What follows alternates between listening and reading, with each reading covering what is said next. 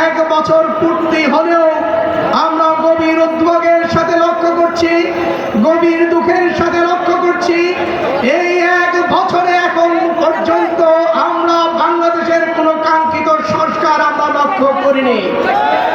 আমরা 1 বছরের মধ্যে সেই খুনি হাসিনা এবং তার দোষরদের বিচার এখন পর্যন্ত দৃশ্যমান হয়নি। আমরা এখনো লক্ষ্য করছি আমাদের পার্শ্ববর্তী দেশে সেই খুনি হাসিনা বসে আবারও বাংলাদেশের ক্ষমতার মসনদে বসার স্বপ্ন বুনছেন।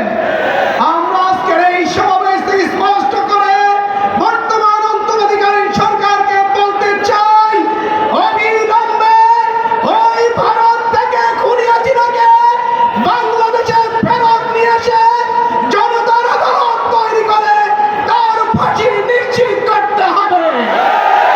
আমরা লক্ষ্য করছি আওয়ামী লীগের কার্যক্রম নিষিদ্ধ হলেও এখন পর্যন্ত দল হিসেবে আওয়ামী লীগকে নিষিদ্ধ করা হয়নি।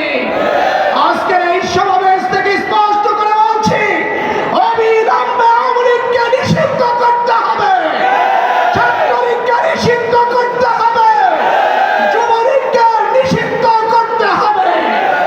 সম্মানিত ভাইরা আমার, গত কয়েকদিন আগে আমাদের একজন রাজনীতিবিদ বলছেন এই জুলাই গণ অভ্যুত্থান পিয়ারের জন্য নাকি হয় নাই।